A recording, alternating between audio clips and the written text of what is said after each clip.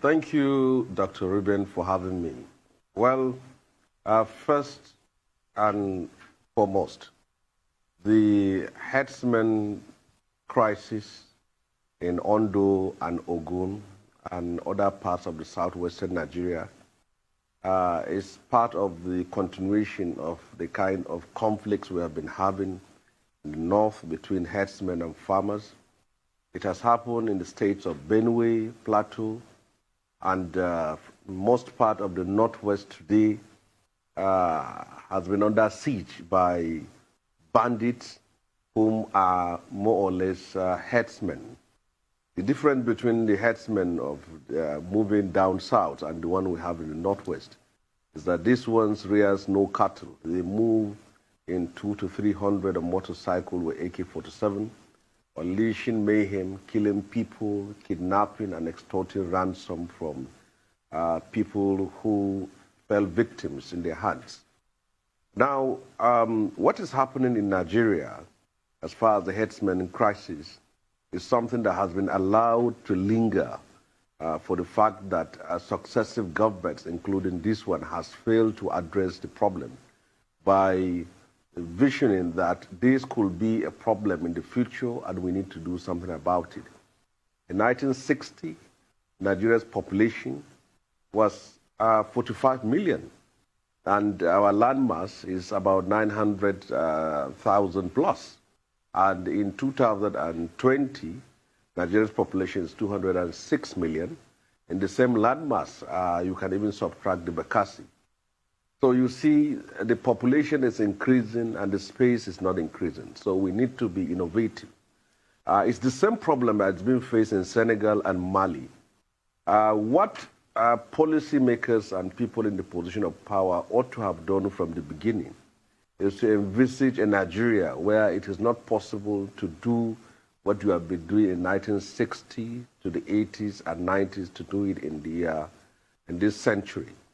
Particularly, the killings and kidnappings have been going on, and what people of Ondo and Ogun State have been suffering is the same thing what we are suffering in North.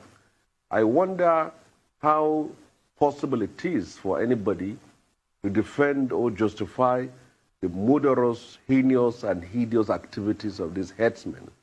They occupy lands, they kidnap people, and they extort ransom. It's not possible. Yeah. Yes. What made the Ondo issue controversial was the word quit notice, or phrase quit notice. And that phrase quit notice has been used and abused by different ethno-religious groups and sectional groups. Like the IPOB used quit notice, that the Arewa groups quit notice, and the quit notice was also given to Father Matthew Hassan Kuka. So when any person has the word quit notice, he will not have gone through the details, that there is a caveat that the violent criminals and those who have been engaged in crime are the ones who we are told to leave the forest. But in this sense, it reached a point where the whole issue has become so politicized and nobody went through the details, and then it became a major issue now. But the peace agreement or the dialogue going on between the governments of the Southwest and the Miyetti Allah is a good step forward, but it's not going to permanently resolve the problem. As long as people are allowed to move and rove about with cattle from one state to another, there is bound to be conflict. It will paper over the problem, it will calm it down, but it's not going to solve it. It is for the northern states, particularly where these cattle rearers and the Fulanis ethnic groups come from, for them to set up a grazing reserve and attach it to agro-allied industries involved in hides and skin, milk and cheese, and then make business out of it. Cattle business in the 21st century is a multi-billion-dollar business. In the 21st century, it's not possible for people to move about with cattle and through ancestral lands of other persons and don't expect crises and conflicts to come in. And then it goes to the point now that it is affecting the harmonious coexistence relationship that exists between people from the north and those of the southwestern part of Nigeria. So I believe that the permanent solution will be to find a permanent place that in most parts of the north, where it is, the north covers about 75% of Nigeria's landmass. There is enough land for these cattle and these herdsmen to graze in peace with people whom are not hostile. So it should be harnessed and it should be used. But whatever is being applied as far as discussions and resolutions are concerned on the table is still not going to solve problems as long as cattle will move from state to state.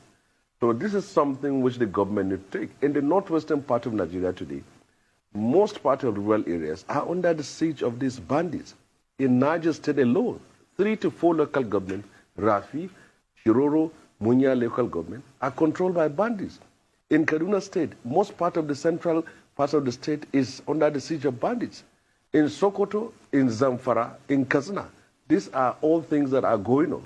We are suffering, our people are being killed, people are being impoverished, our farmers and rural dwellers are selling their farms and houses to pay ransom to herdsmen, kidnappers, and bandits. How can anybody in his right senses come out to defend the activities of these people in the name of politics?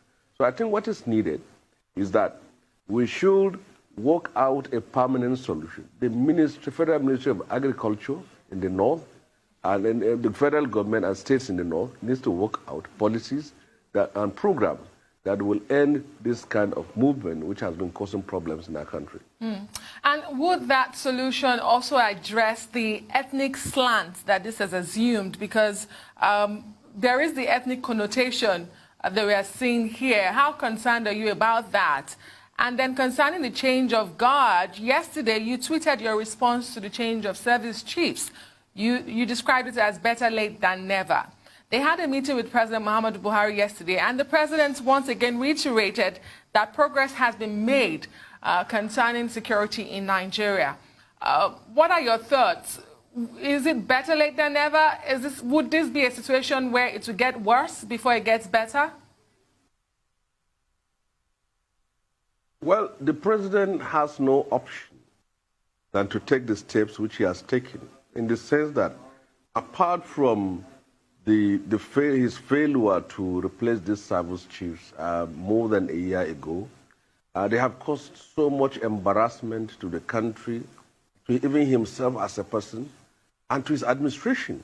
How can you be a president and bandits and herdsmen are killing your people in your very state at the time that you are even in that state for private visit?